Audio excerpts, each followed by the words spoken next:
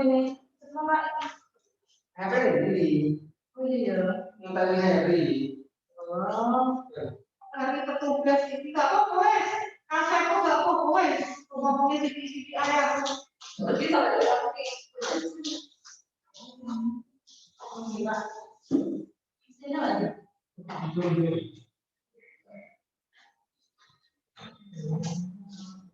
Materi tanggung jawab. Iya. Tanggung jawab.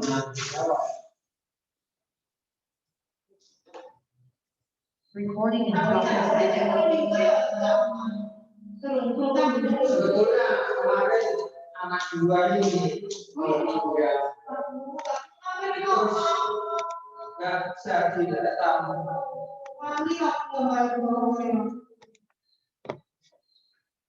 Ya, setelah sampai mendapat itu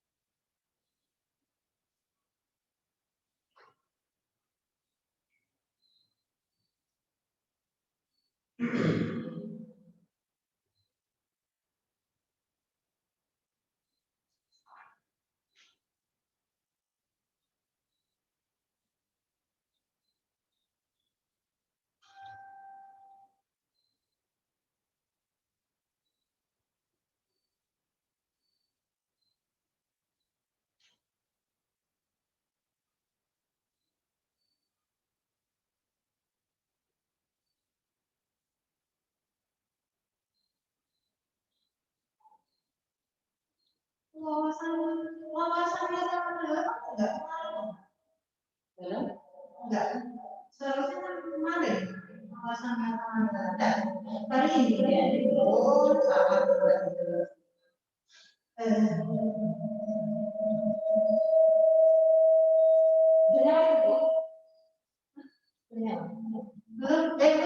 tapi masih ini atau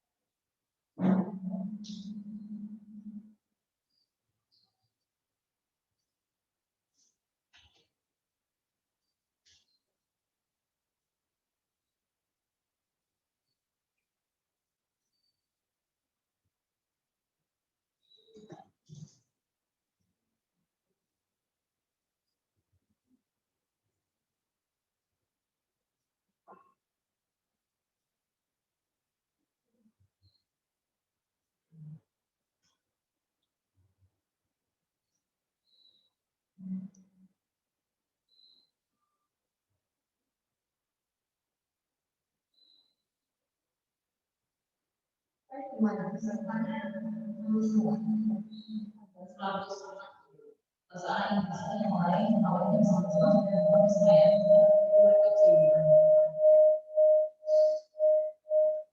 yang tidak belum bisa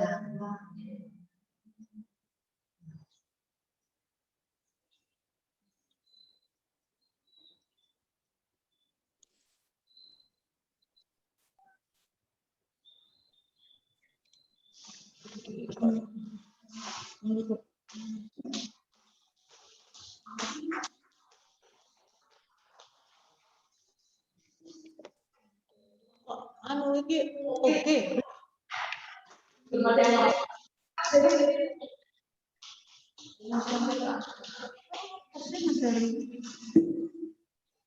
Kemarin saya share pokoknya apa jam 7. Jam 7. Iya, jam.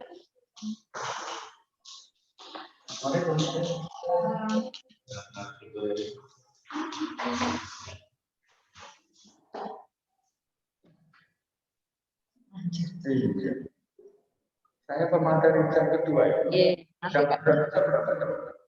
jam 9, Mbak. Jam 9. Iya. Masuk jam 9, Mbak. Udah delok jadwalnya jam apa?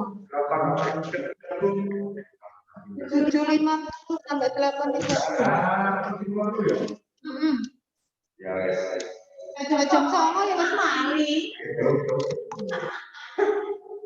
Nah, 40 menit kok, Pak. 40. Iya. Ya.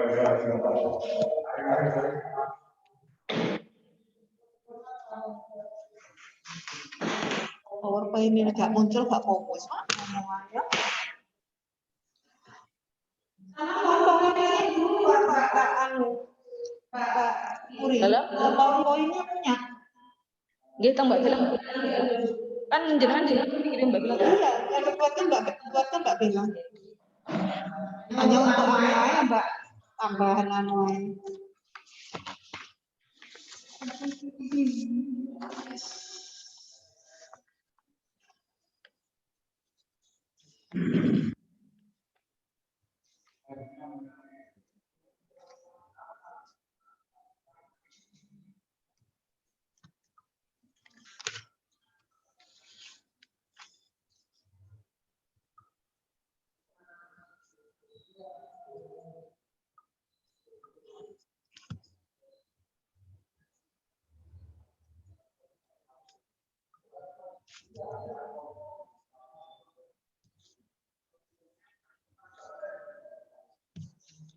Ini sudah ada Ibu Arif itu. Sebentar ya. Mari pandu.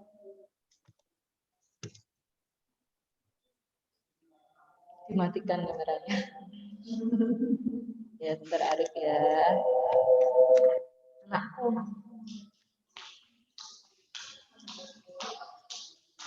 Aku wis ngetek Mas Heri. Wis muncul anak-anak muncul. Ya, saya yang di kelas saya tok. Kalau yang bukan yang punya saya. Oh. Ini ya. Iya, uangnya. Asal.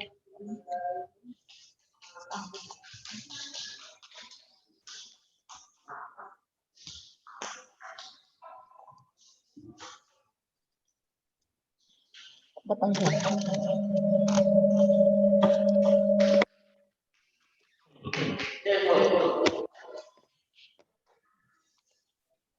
Iya.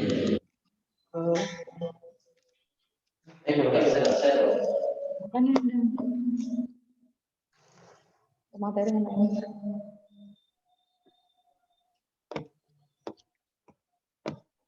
Dan lebih jelas.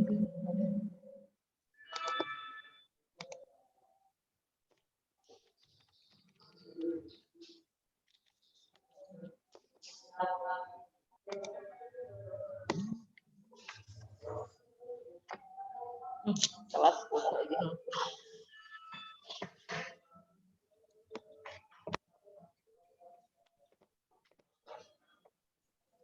Bentar ya. Ini partisipannya masih 8 anak. Sambil nunggu boleh makan-makan.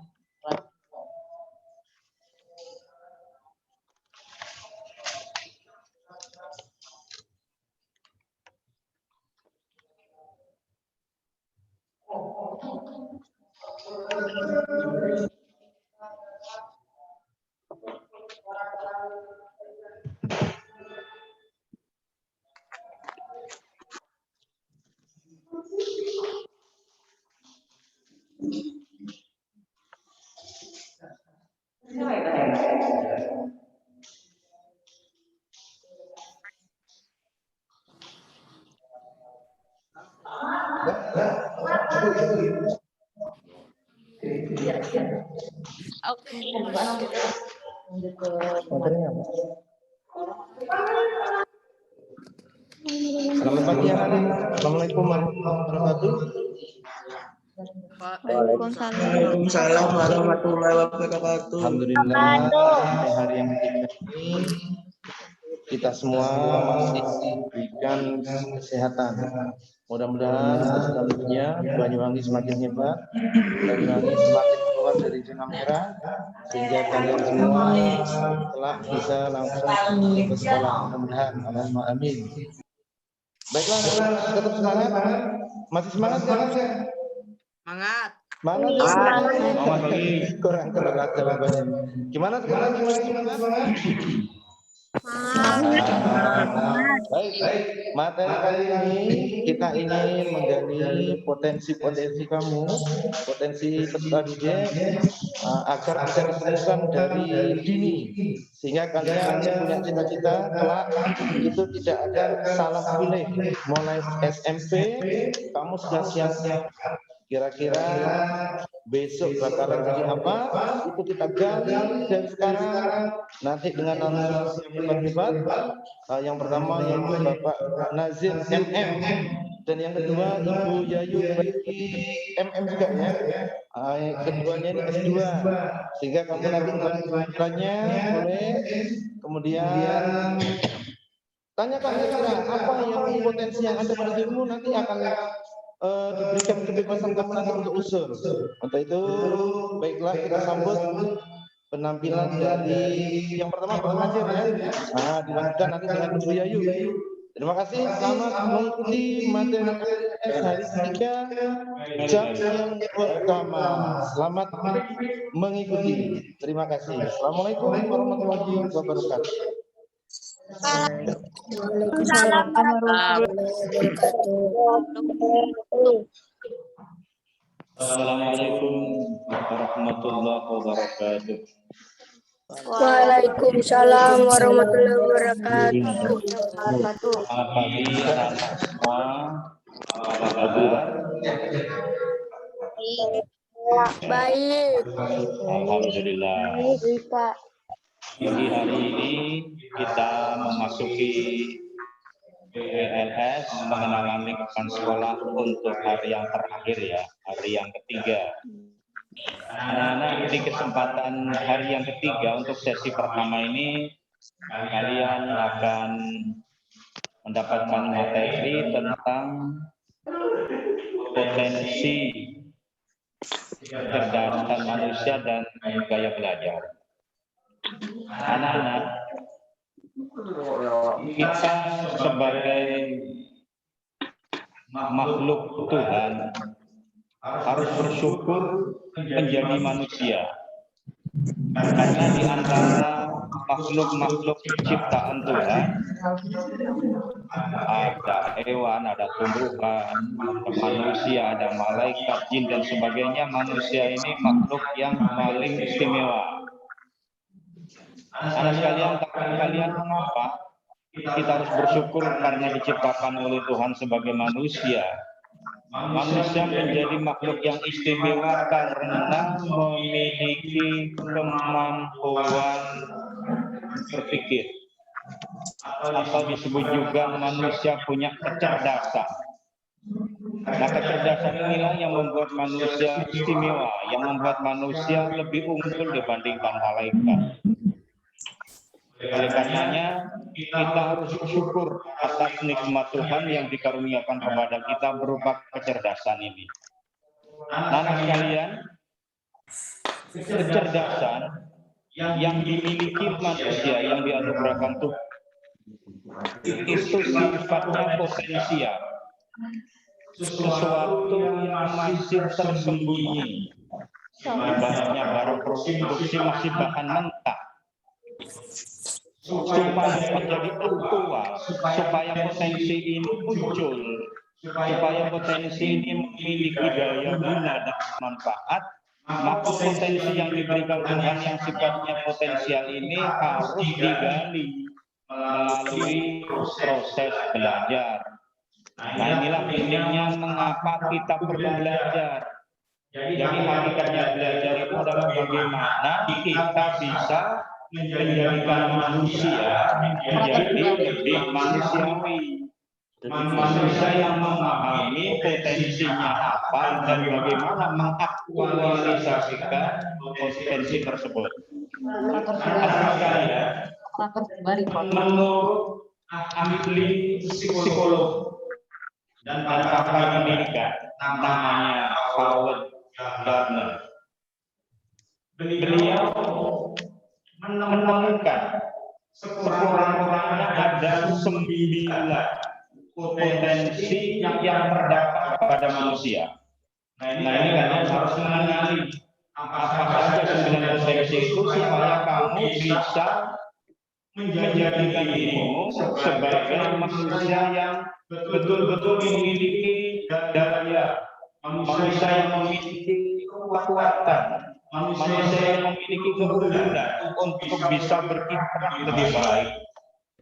Anak-anakku, 9 potensi ini harus dipahami secara utuh karena banyak yang salah kaprah menafsirkan cerdas itu hanya dari satu aspek.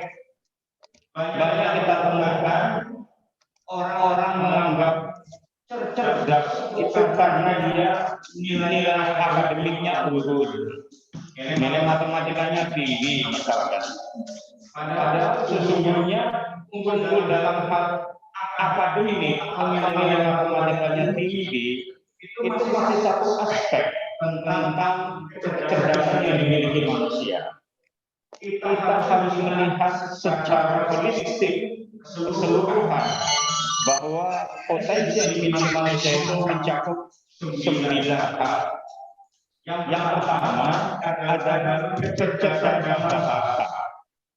Kemampuan pada diri seseorang untuk bisa berkata-kata dengan efektif, menguasai bahasa dengan baik, baik bahasa lisan maupun bahasa tulis. Nah, potensi kecerdasan bahasa ini nampak pada seseorang ketika dia berprofesi sebagai reporter misalnya.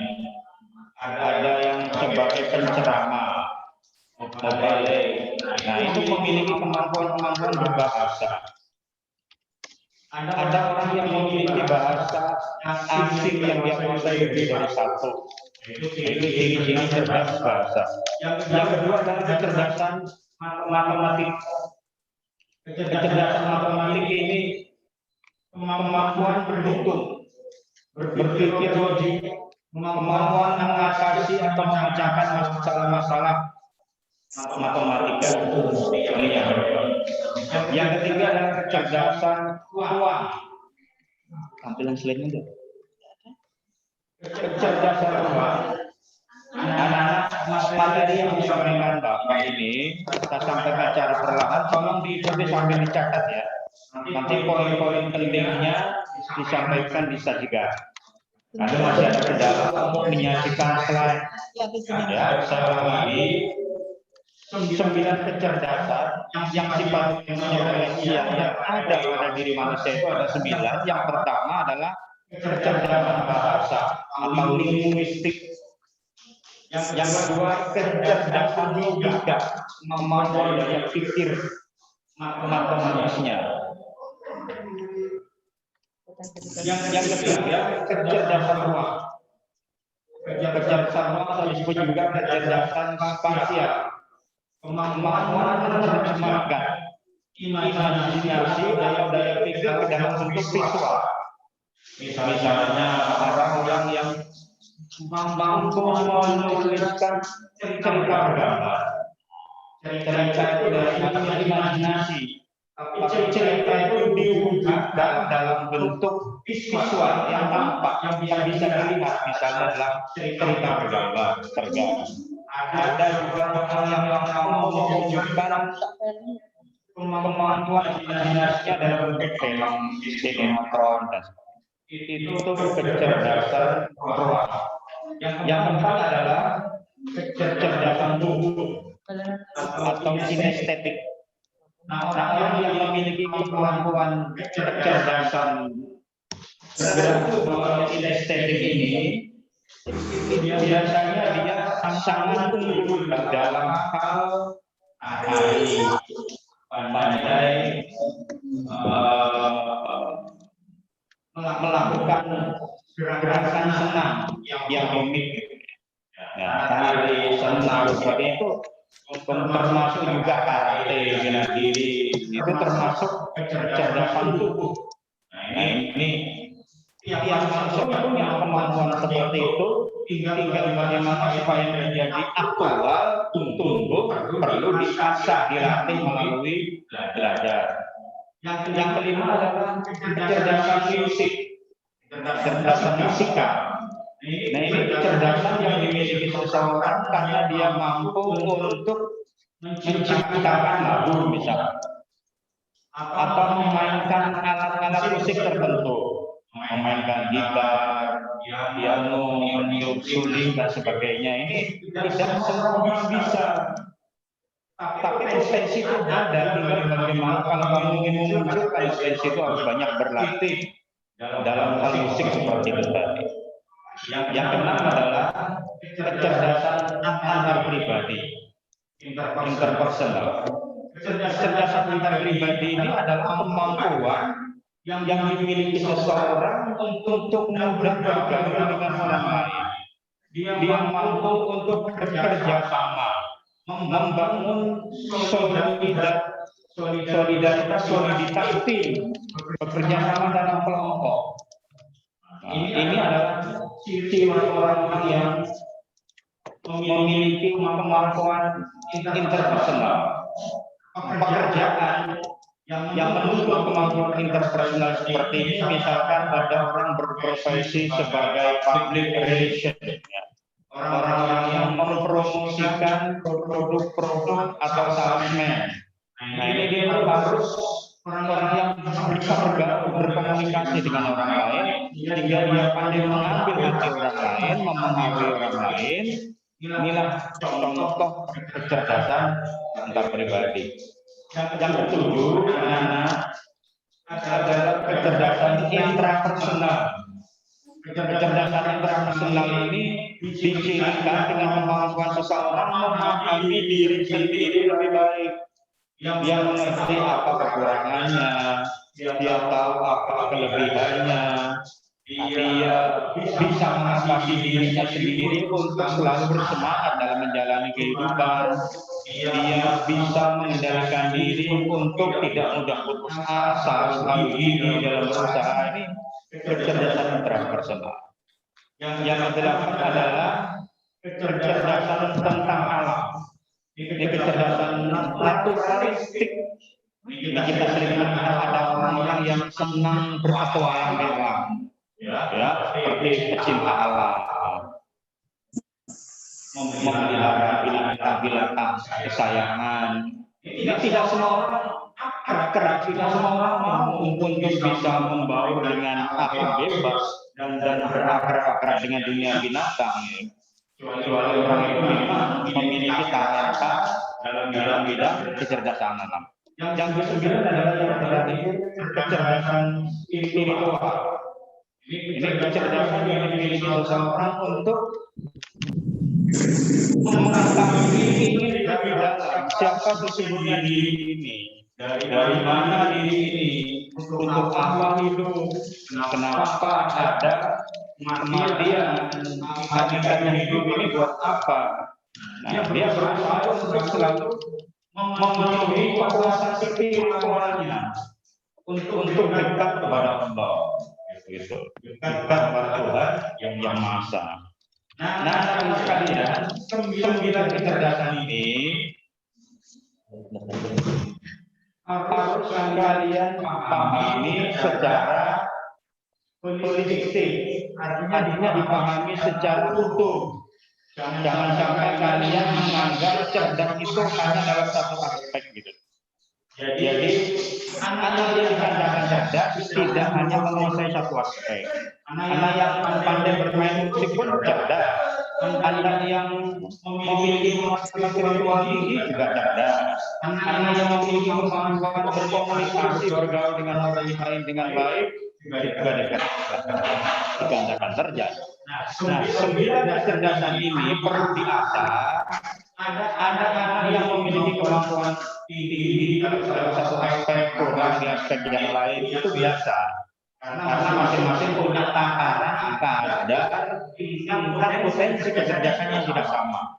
Tugas kita adalah bagaimana mengasah potensi-potensi yang dikaruniakan Tuhan kepada kita ini supaya tumbuh menjadi pribadi-pribadi yang unggul, supaya manusia yang dikatakan harus istimewa tadi itu betul-betul kamu bisa membuktikannya. Nah, caranya sekarang bagaimana cara mengaktualisasikan potensi itu melalui proses belajar. Nah, disinilah kita perlu tahu bagaimana teknik atau cara belajar, gaya belajar supaya belajar yang kamu lakukan itu betul-betul efektif, supaya belajar yang kamu lakukan itu tepat sasaran sesuai dengan maksud dan tujuan kita dalam rangka untuk meningkatkan harkat dan martabat manusia.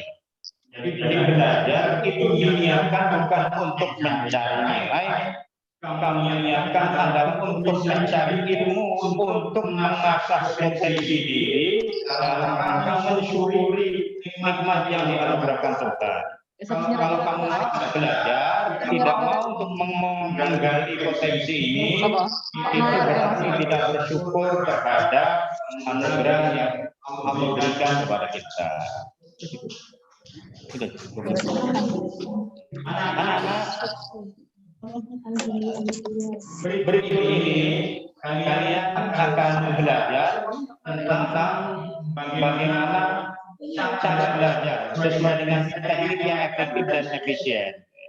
Setelah kalian mempelajari potensi-potensi yang kalian miliki, sekarang saatnya untuk mengaktualisasikan potensi itu dengan belajar yang efektif dan efisien. Ada penyajian teknik gaya belajar ini akan disampaikan oleh rekan kami, Ibu Yayu Berberdi hari ini. Dipersilakan, monggo Ibu Yayu. Langsung ke belajar. Mohon maaf, saya mendengar. Untuk yang ini dari Pak Joyce. Sekali lagi kalau kamu mencoret-coret layar lagi akan saya keluarkan dari Zoom. Paham?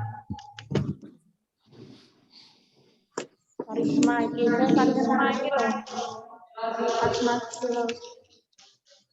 Astagfirullahaladzim,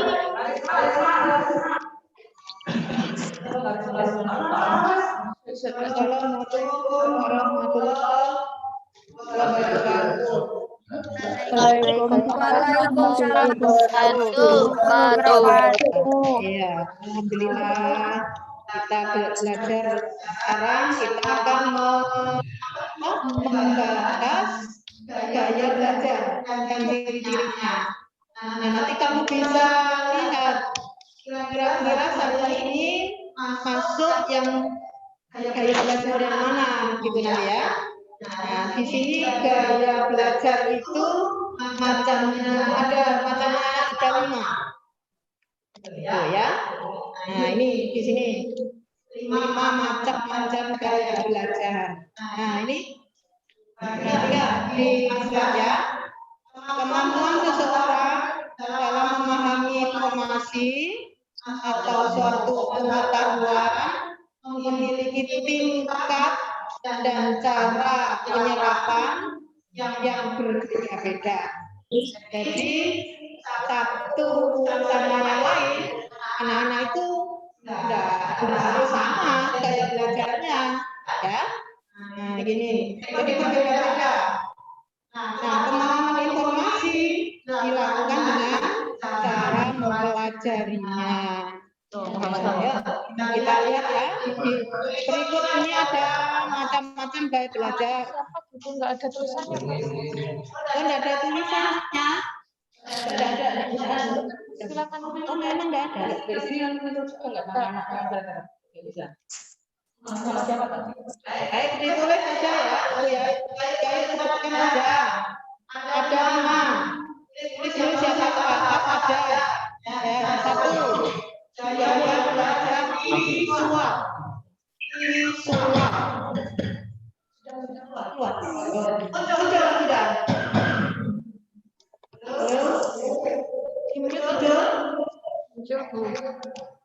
Ya, ayo satu gaya belajar visual.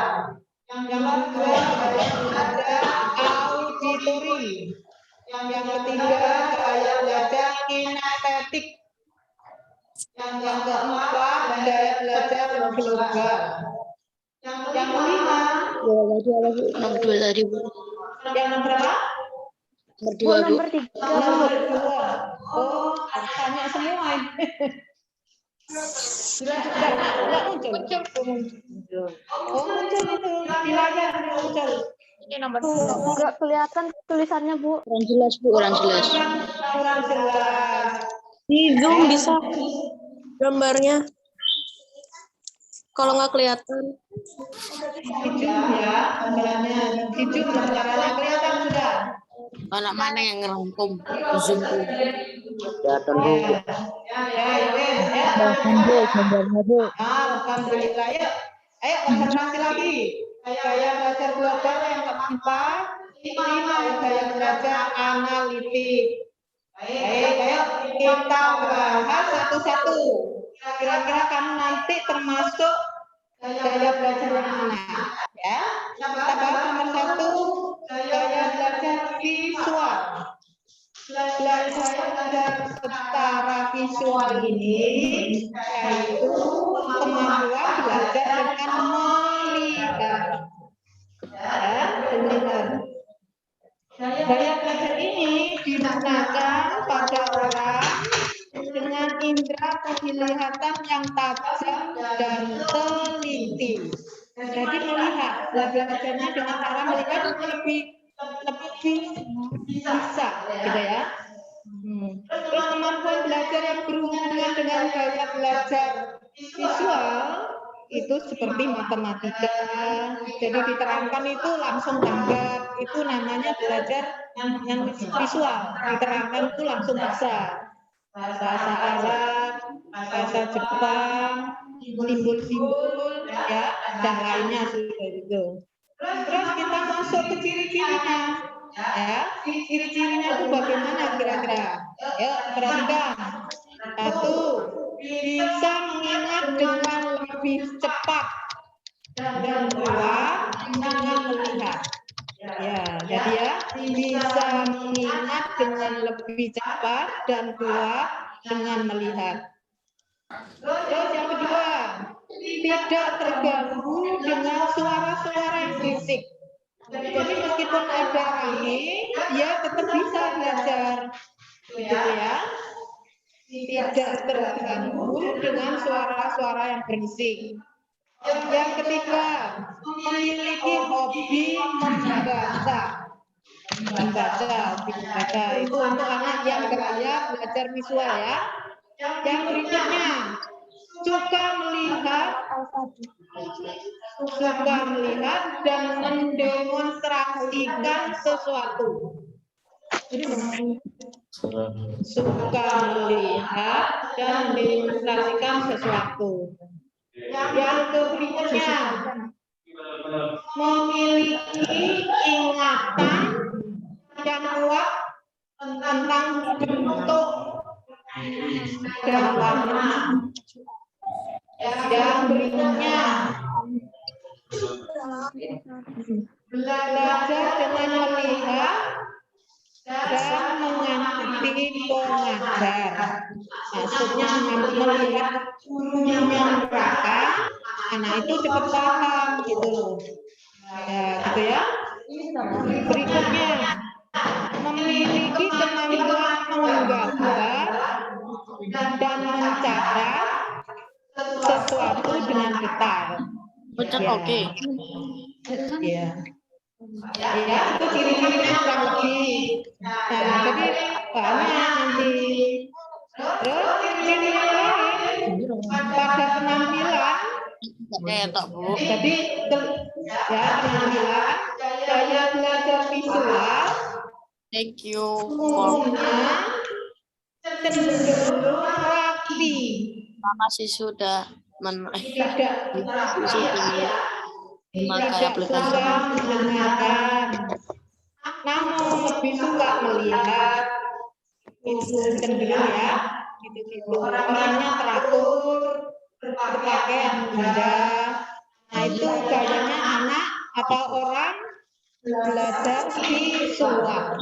Ya, ini cenderung rapi anaknya ya. Itu lebih gaya belajar visual. Nanti bisa kamu rasakan ya, pada dirimu kira-kira saya ini masuk gaya belajar yang mana, gitu ya. Baik, sekarang yang gaya belajar auditori. Yang kedua yang kita lihat. Orang dengan gaya belajar auditori memiliki indera pendengaran yang lebih baik dan lebih terfokus. Nah, ini kebalikannya. Kalau yang visual senang mendengar, kalau yang kedua ini dengan mendengar. Ya, mendengar. Orang dengan gaya belajar auditori ini mampu memahami sesuatu lebih baik dengan cara mendengarkan. Nah, yang berkaitan contohnya menghafal, membaca, atau soal cerita. Itu ya, yang kedua. Terus ciri-cirinya, ini ada beberapa, ada 5 yang saya sampaikan nanti. Cirinya orang yang gaya belajar auditori. Ya, misalkan nomor 1. Kemampuannya memiliki kemampuan mendengar yang baik dari mendengarkan. Memiliki kemampuan mengingat yang baik dari mendengarkan. Cirinya. Yang kedua, tidak mampu berkonsentrasi untuk belajar jika suasananya ramai atau berisik. Kalau yang pertama tadi kan enggak masalah meskipun ramai ya, karena melihat. Nah, kalau ini mendengarkan, jadi enggak mampu ya berkonsentrasi kalau suasananya berisik. Ya. Nomor 3, senang mendengarkan cerita atau dibacakan cerita. Gitu ya, nomor 3. Cirinya. Nomor 4, suka gimana? Yang ketiga, senang mendengarkan cerita atau dibacakan cerita. Yang keempat, suka bercerita dan berdiskusi. Suka bercerita dan berdiskusi. Terus kelima, bisa mengulangi informasi yang didengarnya. Ya, jadi dia dengan mendengarkannya dia lebih paham. Ya. Terus sekarang orang dengan gaya belajar ini cenderung tidak suka membaca petunjuk dan lebih suka langsung bertanya, gitu ya.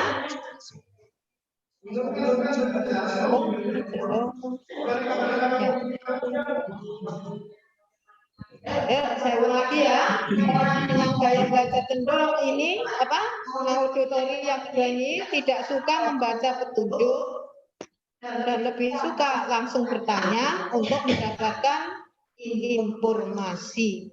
Ya. Kendalanya ini ya, gaya belajar auditori tidak tertarik untuk memperhatikan sekitarnya, kurang cakap dalam mengarang atau menulis. Nah, karena cenderung suka berbicara. Ya, anaknya cenderung suka berbicara. Oleh karena itu, metode belajar yang auditori ini metodenya belajar yang tepat, yaitu dengan musik, menggunakan udah ada suaranya ya katanya. Nggak ada suara. Jaringannya Nggak ada suaranya. biasanya kalau Coba anak dicek. beda. Biasanya kalau jaringan anak-anak beda-beda, ada yang kuat sinyalnya, ada yang lemah. Coba Bu dicek sudah terdengar gitu. Sudah terdengar. Sudah terdengar. Coba Sudah. cari. Sudah. Alhamdulillah. Ya, ayo diulang lagi ya, konsentrasi. Waktunya enggak panjang ini ya, karena masih ada 3 gaya belajar. Ayo. Anak yang belajar ini biasanya saat dihafal akan membaca keras. Jadi ngomongnya itu keras-keras, orang lain sampai kedengaran. Itu gaya belajar audio ya. Berikutnya, yang ketiga, gaya belajar kinestetik. Gaya belajar kinestetik yaitu gaya belajar yang melibatkan gerak-gerak.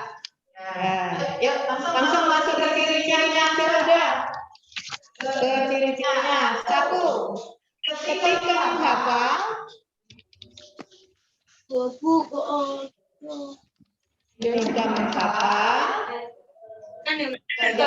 dengan cara berjalan atau membuat gerakan-gerakan.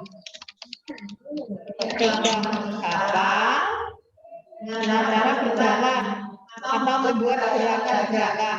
Ya. Kedua, menyukai belajar dengan praktek langsung. Menyukai belajar dengan praktek langsung.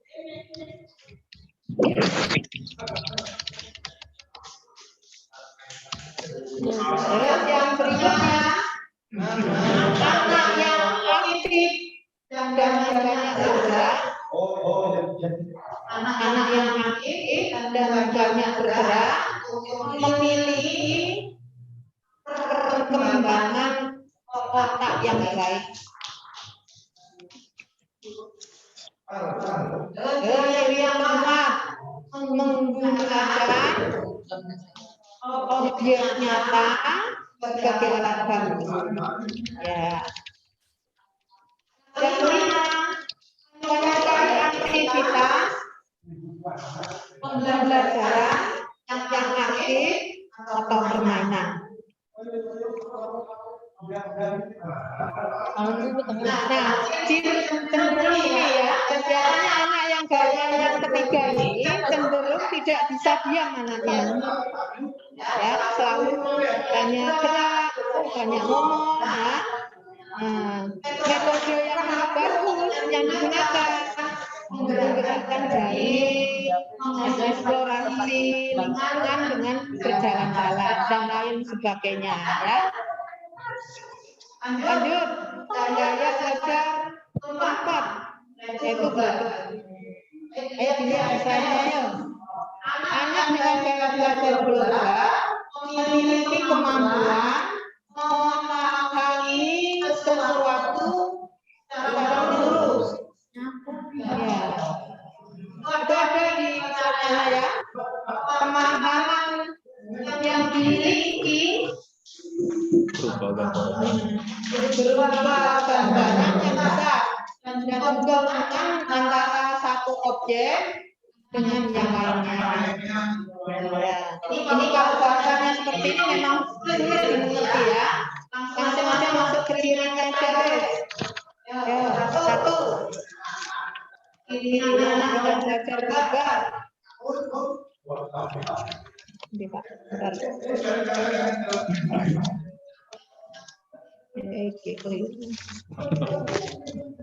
Bisa melakukan banyak tugas sekaligus. Bisa melakukan banyak tugas sekaligus. Yang kedua, mampu bekerja sama dengan orang lain dengan baik.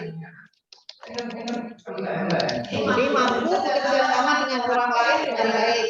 Nomor 3, sensitif dan mampu melihat permasalahan dengan baik. Ya, jadi sensitif dan mampu melihat permasalahan dengan baik. Yang berikutnya mampu mengutarakan dengan kata-kata tentang apa yang dilihatnya. Itu ciri gaya belajar global. Ya. Terus anak yang gaya belajar global ini biasanya kurang rapi, meskipun sebenarnya menyukai kerapian. Nah, contohnya ini dalam melakukan sesuatu hal seringkali berserakan dan barang-barangnya tidak rapi. Ya, jadi anak belajar dakluk gitu, ya, nggak rapi banget sudah. Itu gaya global. Anak dengan tipe global ini tidak hanya memikirkan satu hal, namun bisa memikirkan banyak hal sekaligus. Jadi bisa merosot. Meskipun satu tugas belum selesai, dia juga akan mengerjakan tugas berikutnya.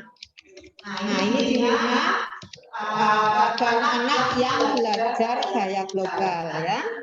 Yang terakhir, gaya belajar analitik. Ya, lihat. Anak dengan gaya belajar analitik memiliki kemampuan dalam memandang sesuatu cenderung ditelaah terlebih dahulu secara terperinci, spesifik, dan teratur, dan mengerjakan suatu hal secara bertahap dan urut. Saya sampaikan hanya beberapa saja. Satu, berfokus mengerjakan satu tugas. Itu kalau yang analitik. Kalau global enggak, satu sebelum selesai bisa kerjaan yang lain. Nah, jadi bilangan ya, tidak akan bertugas yang belum selesai, tidak ditinggal, selesaikan sampai tuntas. Itu kalau yang belajar analitik. Nomor 2, berpikir secara logika. Yang ketiga, tidak menyukai jika ada bagian yang terlewatkan dalam suatu tugas. Jadi cirinya yang pasti itu kalau gaya belajar analitik ini berfokus pada suatu masalah sampai selesai. Ya, jadi satu masalah diselesaikan satu persatu.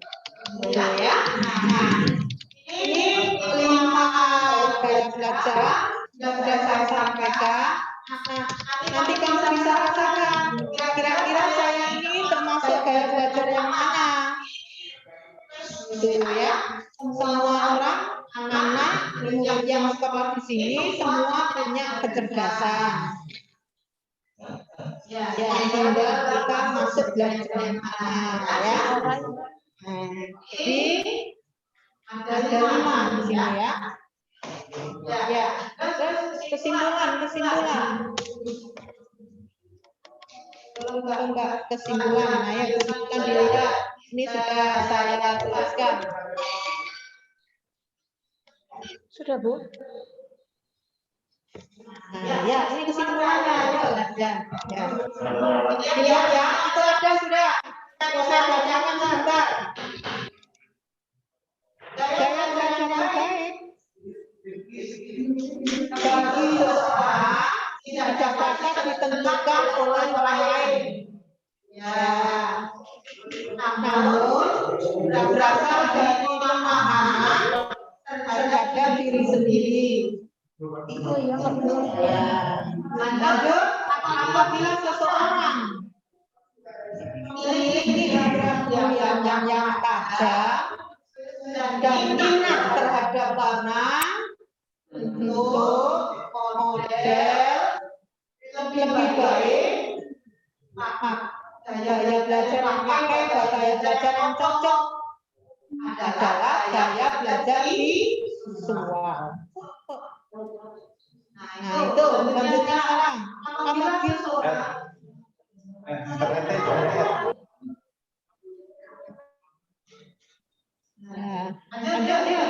apabila seseorang memiliki kepekaan mendengarkan suara dan minat terhadap musik, maka gaya belajar yang efektif adalah gaya belajar auditori. Apabila seseorang memiliki tingkat aktif yang tinggi, suka bergerak dan memiliki imajinasi tinggi dengan gerakan-gerakan, maka belajar yang cocok adalah kinestetik. Selebihnya merupakan kemampuan seseorang dalam gaya belajar global dan analitik yang merupakan kemampuan secara keseluruhan. Ya, jadi yang kepada 5 ini gabungan sudah banyak yang dikerjakan ya. Ya, saya kira gaya belajar ini sudah saya sampaikan 5, mudah-mudahan ada yang betul nanti disampaikan ya. Saya masih gitu ya. Nah, saya kira cukup. Barangkali kita bisa ketemu kalau sudah ada tatap muka ya. Wassalamualaikum warahmatullahi wabarakatuh. Waalaikumsalam warahmatullahi wabarakatuh. Yang sudah disampaikan oleh Bunda Yayu. Untuk sesi pertama ini sudah selesai disampaikan sebagai kesimpulan akhir untuk bisa kamu pedomani bahwa untuk meningkatkan kompetensi ini kalian perlu mengenali potensi apa dari 9 potensi yang dominan dalam diri kalian. Kemudian bagaimana cara menggali dan mengaktualisasikan potensi-potensi itu, kamu harus bersemangat belajar dengan beberapa gaya yang tadi sudah disampaikan Bu Yayu. Di antara 5 itu mana cenderungan kamu untuk bisa belajar lebih tepat sesuai dengan potensi yang kamu punya. Kemudian yang bisa Pak Nadir dan Bu Yayu sampaikan dalam materi potensi dan gaya belajar ini mudah-mudahan bermanfaat dan bisa membantu kalian dalam rangka bisa belajar dengan lebih baik dan berprestasi. Salam sukses buat kalian calon generasi emas Indonesia. Wassalamualaikum Waalaikumsalam warahmatullahi wabarakatuh.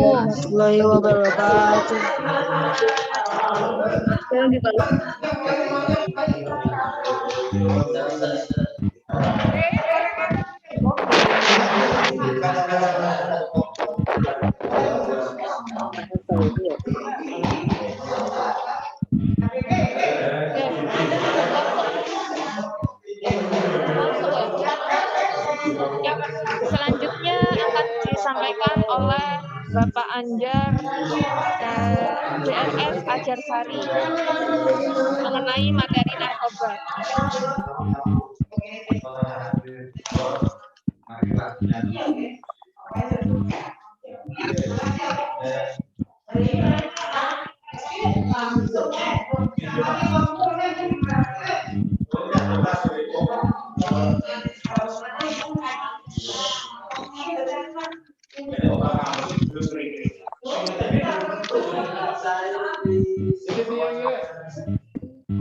Bismillahirrahmanirrahim.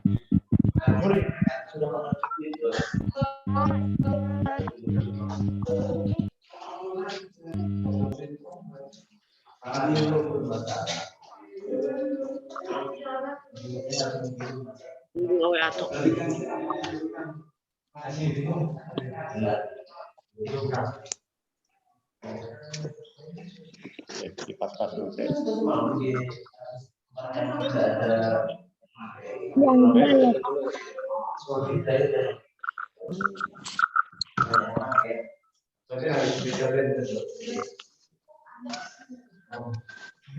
Bisa sampai 2008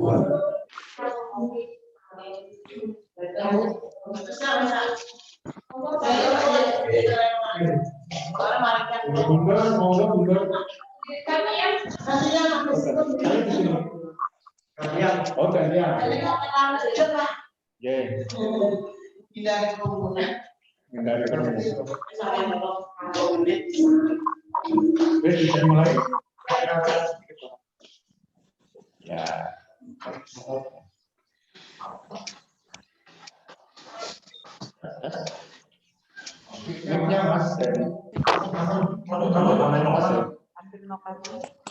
Bismillahirrahmanirrahim. Assalamualaikum warahmatullahi wabarakatuh. Waalaikumsalam warahmatullahi wabarakatuh. Waalaikumsalam warahmatullahi wabarakatuh. Alhamdulillahirrahmanirrahim. Sudah connect bisa menjawab salam saya, berarti sudah nyambung sama anak asma. Supaya lebih kompak lagi, tolong jawab salam saya. Assalamualaikum warahmatullahi wabarakatuh. Waalaikumsalam warahmatullahi wabarakatuh.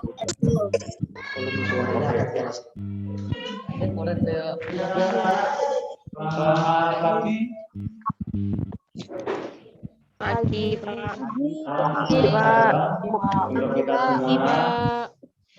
Pagi, Pak. Bisa melihat wajah saya, suara saya bisa didengarkan.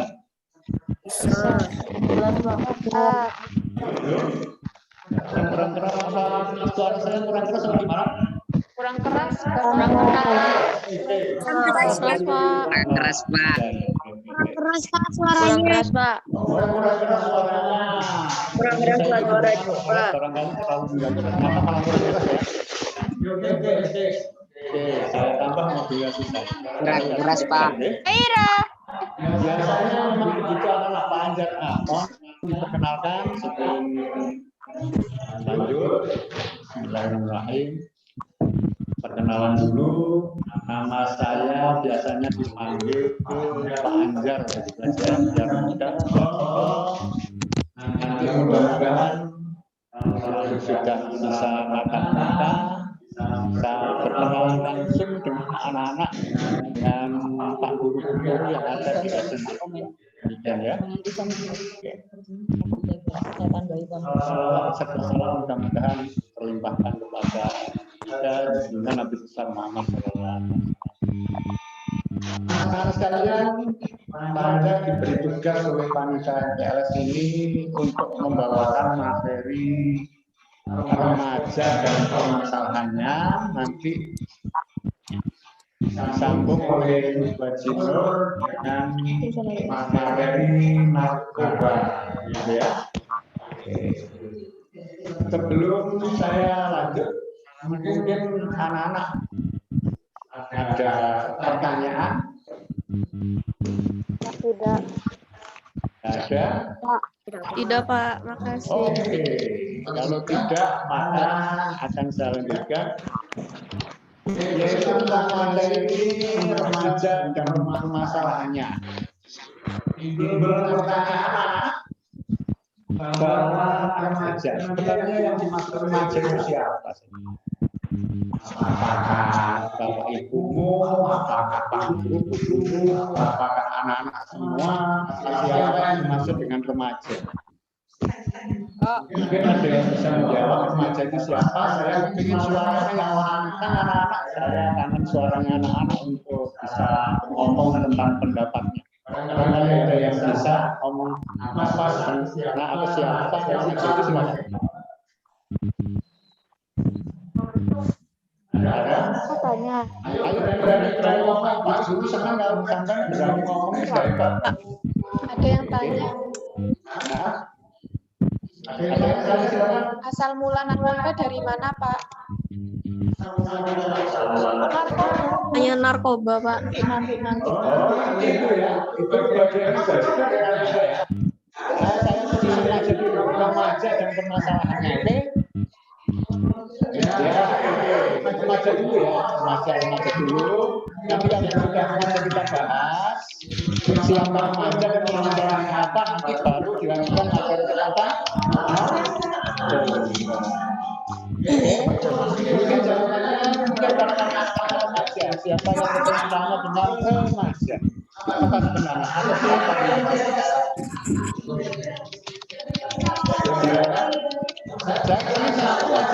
yang mengatakan pendapatnya Jangan lama di sini. sama sekali ini. Ayo,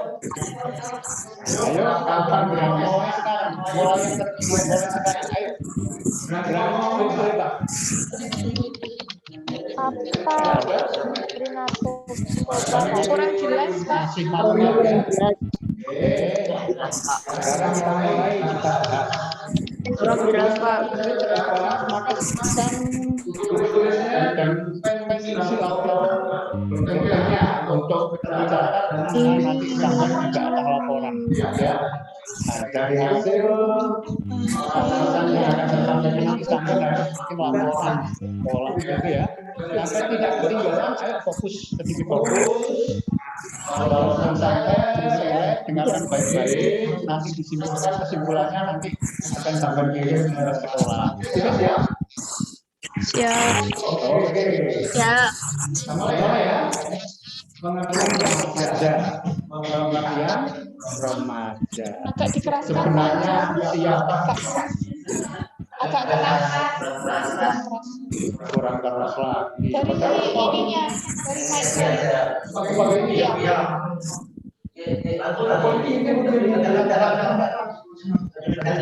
Oke.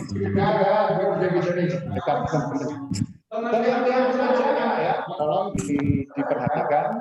Yang namanya adalah masa peralihan anak-anak. Bisa ditulis dulu ya, karena nanti sama dapat menunjukkan. Masa peralihan anak-anak.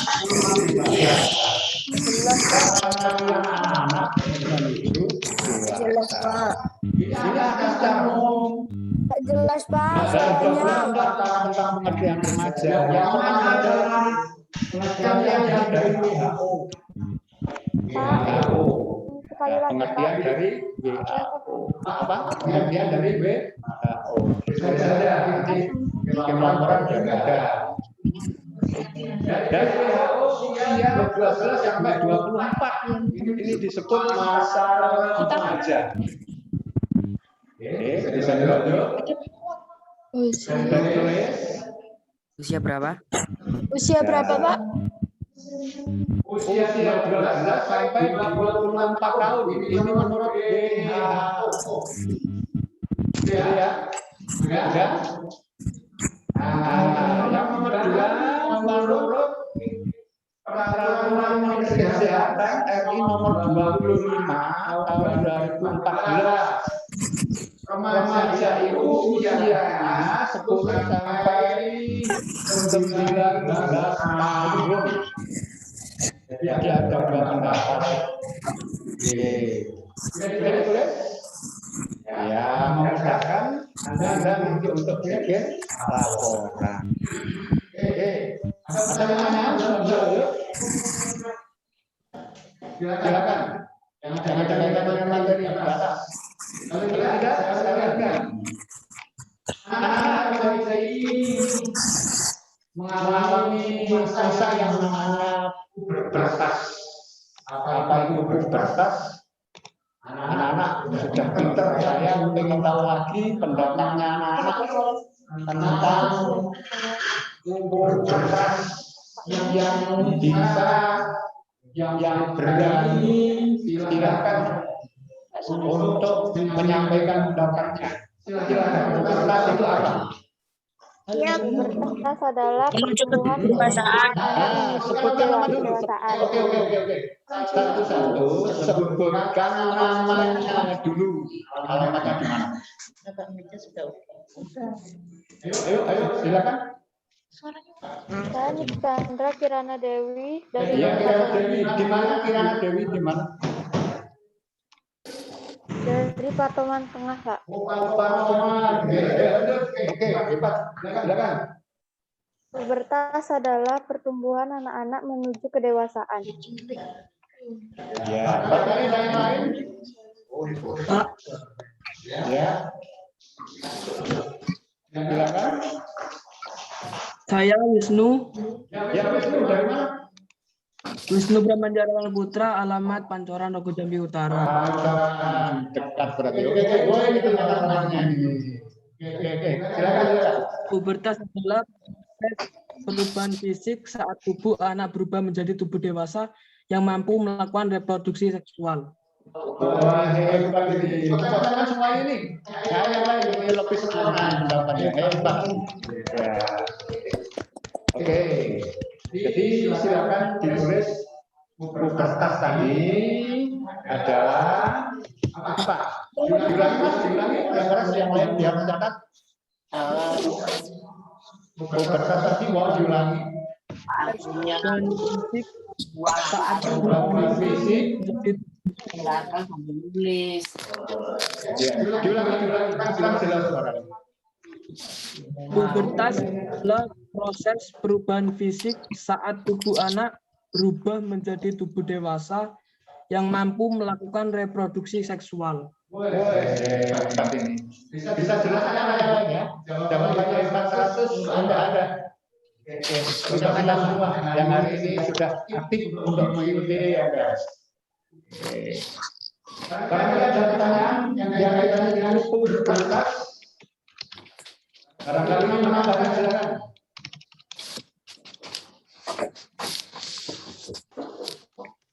Wah, ini sudah diam semua, berarti Anda setuju semua jawabannya dan sudah bisa semua. Saya harapkan seperti itu. Oke, lanjut ya. Yang selanjutnya ada beberapa tahapan pada masa remaja. Ada beberapa tahapan. Kurang lebih ada 3 tahapan. Oke. Yang pertama atau tahap awal usia 10 sampai 13 tahun. Bisa ditulis ya. Pak, coba diulang, Pak. Oke, tahapan pada masa remaja ada 3 tahap. Jelas ya? Oke, tahap yang pertama tahap awal usia 10 sampai 13 tahun. Saya ulang mungkin sambil dicatat ya, sambil menyimpulkan. Ulang Pak, ulang. Oh, ulang lagi. Oke, masih siap saya. Tahap pertama adalah usia 10 sampai 13 tahun. Jelas? Ya, Pak. Oke. Nah, ciri-cirinya anak mulai ingin tampil untuk memperhatikan orang lain atau sering menyendiri dari keluarganya. Ini terjadi biasanya pada anak wanita atau cewek gitu ya. Nah, usia itu. Usia pertama tadi ya. Gimana? Diulang sekali lagi, Pak. Ulang sekali lagi. Berarti berikutnya nggak akan ulang lagi ya. Oke, perhatikan. Ya, Pak. Tahap awal atau usia yang tahap awal ini usia 10 sampai 13 tahun. Nah, kemudian ciri-cirinya anak mulai ingin tampil untuk memperhatikan orang lain. Sehingga sering menyendiri dari keluarganya, mungkin di kamar atau di mana sering menyendiri. Nah, ini biasanya terjadi pada anak wanita atau cewek. Jelas? Jelas? Jelas, lanjut.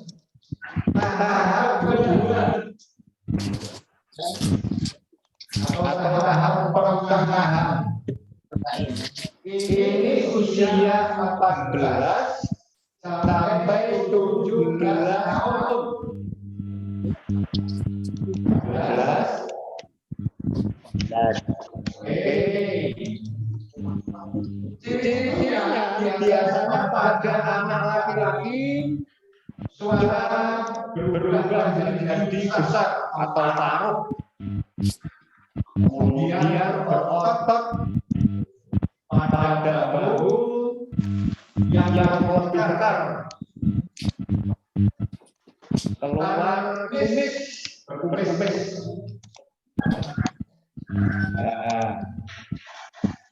Kemudian pada perempuan, Kalau nggak bisa ngerangkum, pada perempuan ya, intinya biar jelas. pada dan timbul tampak berbeda. Itu aja dulu. Oke. Ada tambahan? Yang laki-laki tadi nggak tumbuh jagung, Pak. Main. Bisa ditambahkan tumbuh jagung. Oke. Jadi ada beberapa ciri saja yang saya sebutkan bisa ditambahkan. Ya, jagung, ya benar jagung.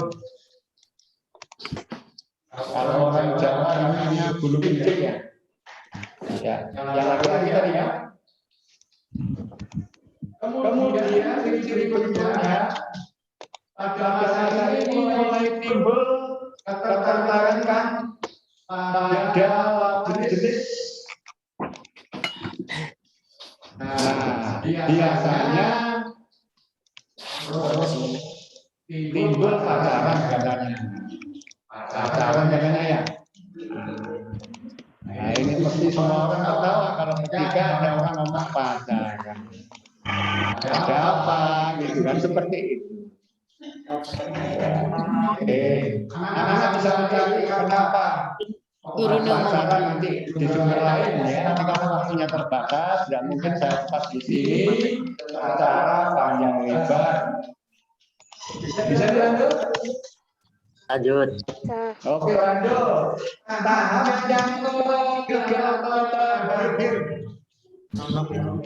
Usia 18 sampai 24 tahun. Oke. Kurang dimakan secara ketat anak-anak kalau kemudian Siap.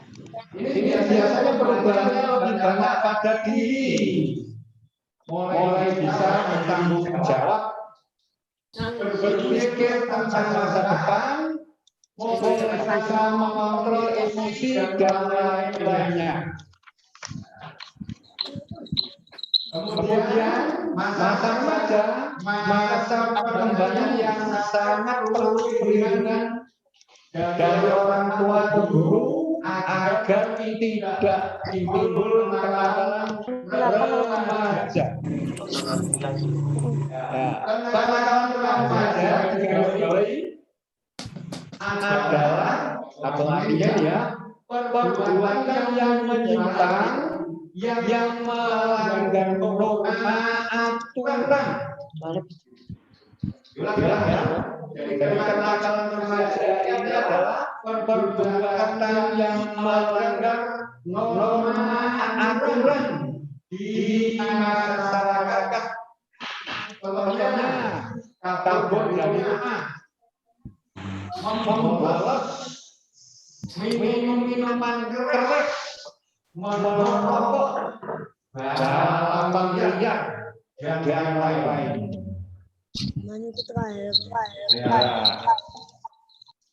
Soalnya kenakalan remaja dibagi menjadi 3. Nomor 1 kenakalan yang ditangani dengan peradilan anak, yaitu di bawah umur. Pak, coba diulang. Nomor 2 perilaku kriminal yang ditangani dengan peradilan hukum. Bisa hukum di negara ini hati-hati. Pak ulang, Pak. Peradilan yang ringan Ulang, Pak. Ya, oke. Karena dikejar waktu ya, Pak Guru, tolong dipahami. Peradilan status.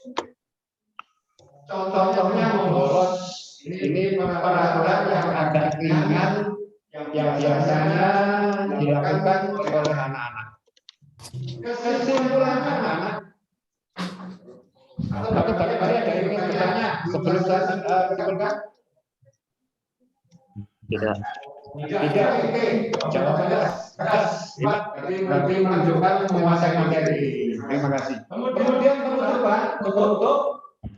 Anak yang baik adalah anak yang soleh yang menjadi harapan orang tua dan harapan semua orang. Ini adalah remaja yang ideal. Mudah-mudahan anak-anak SMP 2 atau anak Indonesia semuanya menjadi soleh-solehah. Saya ini yakin. Yang mengamini insya Allah dapat barokah. Yang diam aja, nggak tahu saya, nggak ada respon. Amin. Oke. Ketika begitu bilang begitu, maka semua amin. Oke. Terima kasih Pak. Mohon maaf ketika ada salah dari Pak Guru yang bisa disambung, insya Allah di pertemuan berikutnya. Saya akhiri. Assalamualaikum warahmatullahi wabarakatuh. Assalamualaikum warahmatullahi wabarakatuh.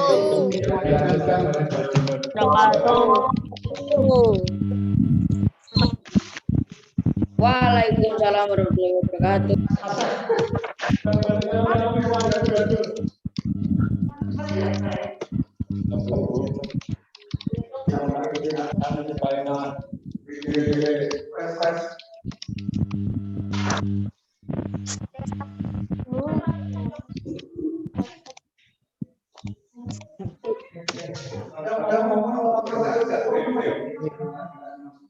Assalamualaikum warahmatullahi wabarakatuh. Waalaikumsalam warahmatullahi wabarakatuh. Kita bisa berjumpa di waktu yang bahagia ini, anak. Mudah-mudahan semua sehat walafiat. Walaupun sekarang musim penyakit, jangan lupa tetap jaga prokes ya, protokol kesehatan. Ya, anak. Pada kesempatan ini saya akan memperkenalkan diri dulu ya. Nama saya Nur Hidayah. Nur mengajar pendidikan agama Islam dan mengerti. Dan pada kesempatan ini Nur dikasih materi untuk menjelaskan kepada kalian dari narkoba dan penanganan remaja hubungannya dengan ilmu agama. Tidak asing lagi ya di lingkungan kita. Ada yang tahu bagaimana narkoba itu? Ada pengertiannya mungkin? Ada yang tahu mana? Coba siapa yang bisa menjelaskan narkoba itu apa?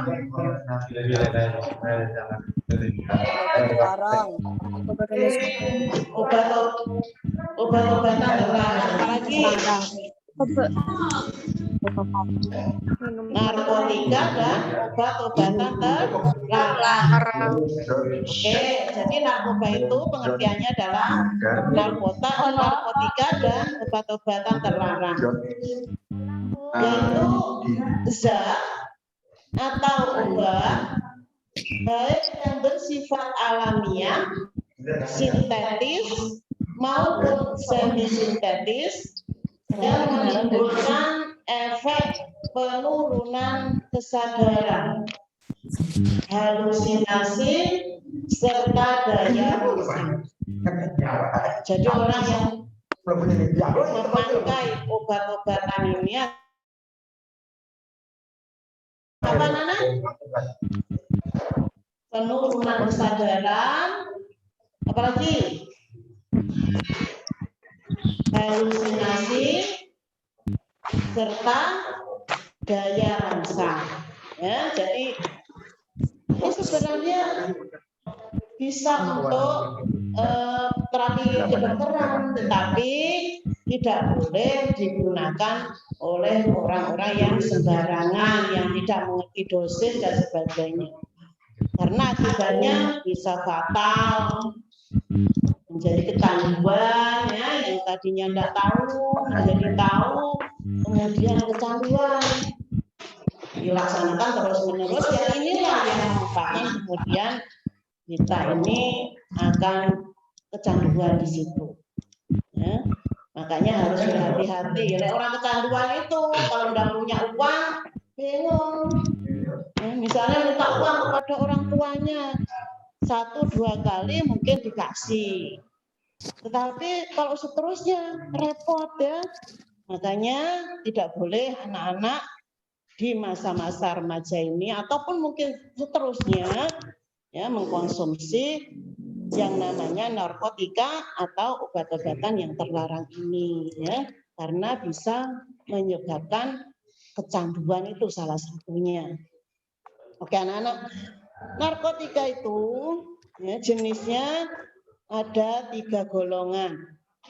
Yang pertama adalah golongan 1. Golongan 1 itu apa saja?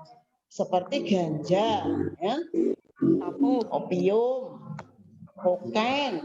Ini sangat berbahaya bagi tubuh anak-anak. Yang efeknya adalah kecanduan yang sangat tinggi. Ya. Yang kedua, narkotika golongan 2.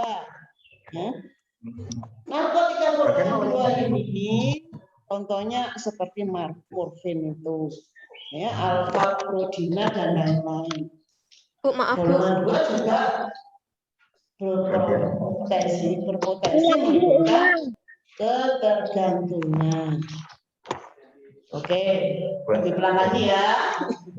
Oke. Dilanjut. Golongan yang ketiga. Golongan yang ketiga ini ketergantungannya cukup ringan dan dananya dimanfaatkan untuk pengobatan atau terapi. Ya, jadi ada 3 golongan. Mana? Pelanggan. Ya, oke. Lanjut ya. Terus bagaimana dampak narkoba pada kesehatan?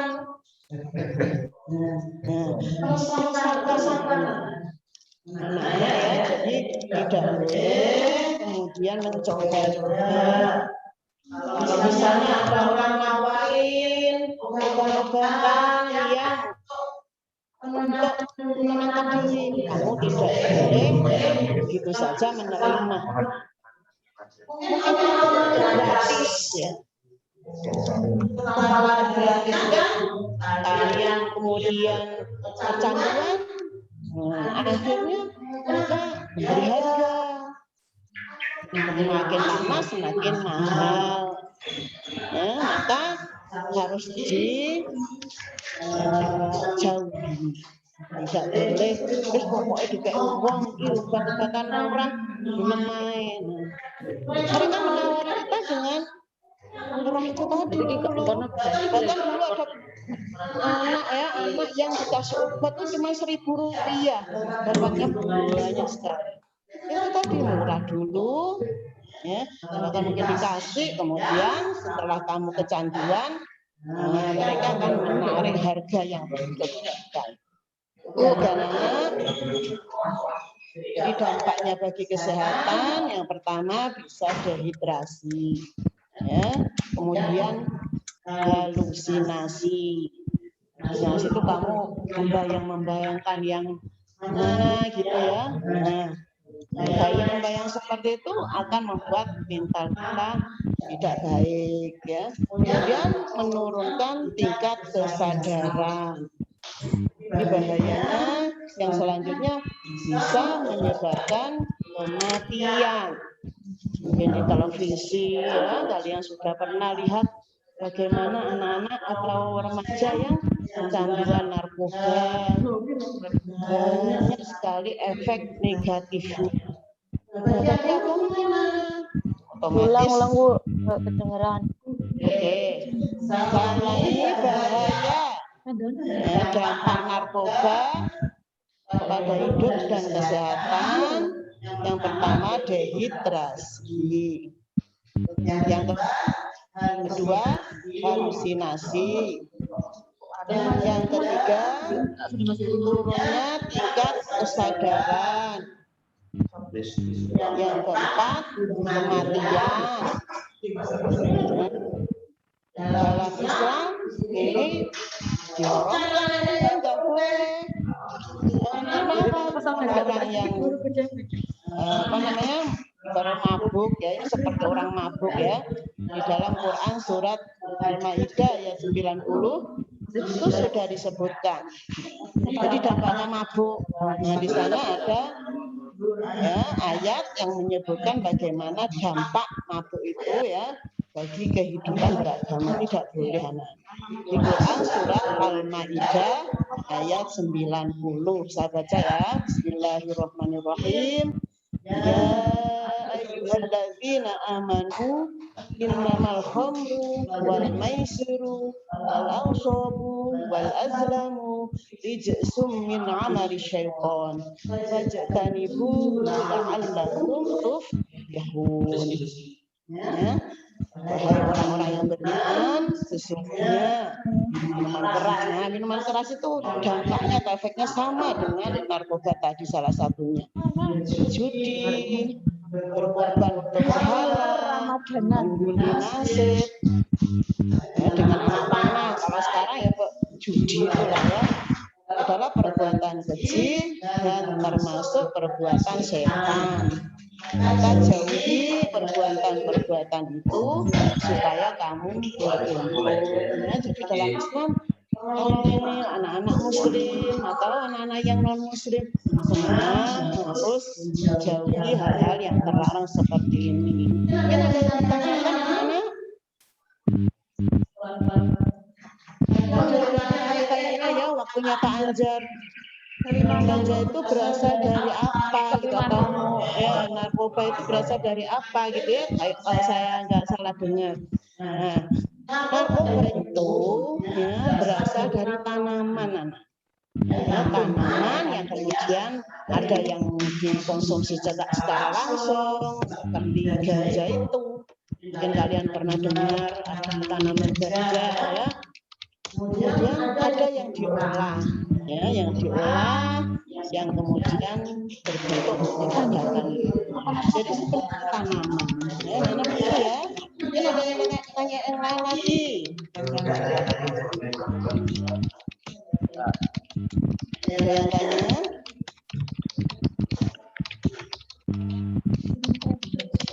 Oke. Dalam hidup manusia ini ya, orang muslim terutama itu ada menjalankan 3 hal. Yang pertama iman, Islam, dan ihsan.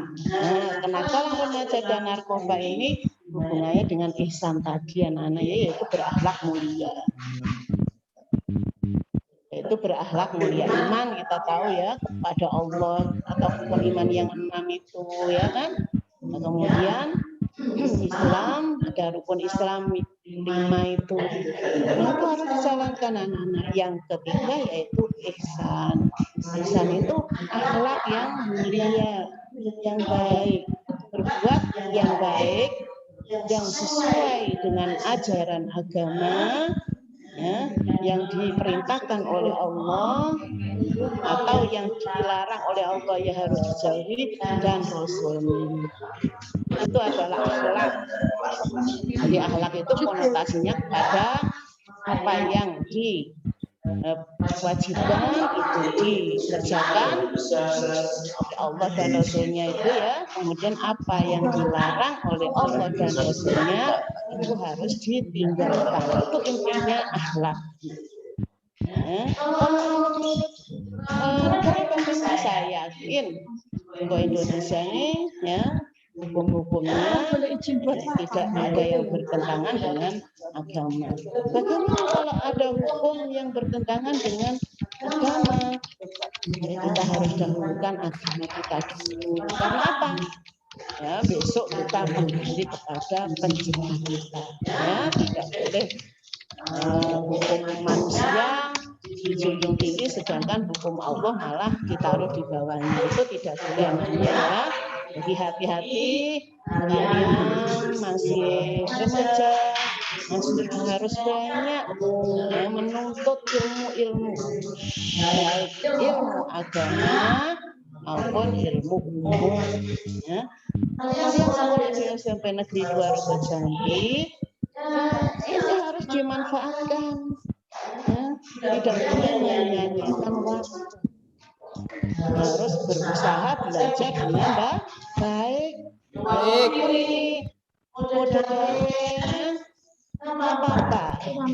Misalkan di rumah kalian benar-benar belajar. Kalau ada sesuatu yang tidak dipahami, ditanyakan kepada gurunya. Nah, dalam hari ini mungkin kalian ada tanya sebelum ditutup acara ini? Oh ya. Ada yang bertanya? Ada? Anak-anak, mudah-mudahan anaknya ya, kesimpulannya satu, kalian harus berhati-hati dalam pergaulan, ya, karena pergaulan itu sangat mempengaruhi jiwa kita. Nomor 2, berhati-hatilah dalam hidup ini. Temui orang-orang yang mengajak kebaikan dan ya, jauhi orang-orang yang mengajak kepada kemaksiatan dan kemungkaran. Yang ketiga, jadilah kalau seorang muslim yang baik, jangan lupa iman, Islam dan ihsan. Yang non-muslim, kalian harus juga sama menjalankan aturan agama dengan baik. Ya, insya Allah waktunya sudah kurang 2 menit lagi ya. Tentunya beliau sebagai pemateri, mohon maaf yang sebesar-besarnya. Saya pesan kepada kalian, tingkatkan kesadaran prokes ya, soalnya pandemi ini belum berakhir. Dan jangan lupa mendekatkan diri kepada Allah Subhanahu wa Ta'ala. Minta kepada Allah, berdoa kepada Allah supaya kita dijauhkan dari hal yang membuat kita tidak benar, tidak baik dan berpenyakit. Dijauhkan semuanya. Mudah-mudahan Indonesia pada umumnya segera berakhir penyakit COVID-19 ini ya. Kita berdoa bersama, kita baca Quran Surat Al-Fatihah supaya semua sukses, semua berhasil dan penyakit ini segera selesai. Al-Fatihah. Alhamdulillah. Ini ya benar.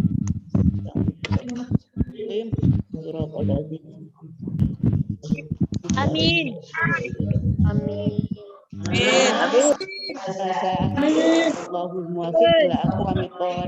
Assalamualaikum warahmatullahi wabarakatuh. Waalaikumsalam warahmatullahi wabarakatuh. Messi aku ini.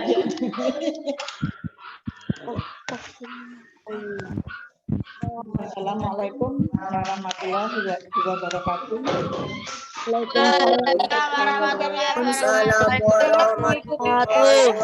Mana suaranya? Angkat tangan kalau masih semangat. Ya, mana? Oke, ya. Untuk hari ini Tuhan perlu garis bawahi bahwa meskipun melalui daring, kalian harus disiplin dan tetap aturan-aturan diterapkan. Ya, contoh pakai masker. Meskipun di rumah harus untuk menjaga kesehatan. Yang kedua, pada waktu daring tidak boleh makan dan minum. Ya. Jadi ada waktu nanti istirahat, silakan nyantai dulu, makan dan minum. Dan untuk kejadian hari ini, penerapan karakternya kurang. Karena apa? Terdengar pada operator, mesuh. Tahu mesuh? Itu enggak boleh. Ya. Diingatkan oleh operator diblokir. Itu sopan santun yang enggak benar. Ya. Jangan sampai terulang lagi untuk sesi ketiga. Untuk sesi pertama dan sampai saat ini bagus, tidak ada yang mesuh. Kok pada sesi kedua ini ada yang mesuh? Itu yang enggak benar. Ya, jangan diulangi lagi. Jelas? Kelas. Jangan lupa isi daftar hadir. Ditutup sampai jam 10. Ya, oke. Setelah ini kalian istirahat, punya waktu 10 menit. Dimulai pada sesi ketiga jam 8.40.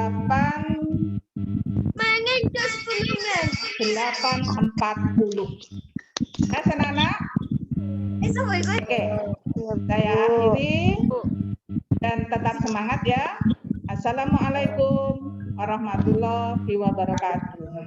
Waalaikumsalam warahmatullahi wabarakatuh.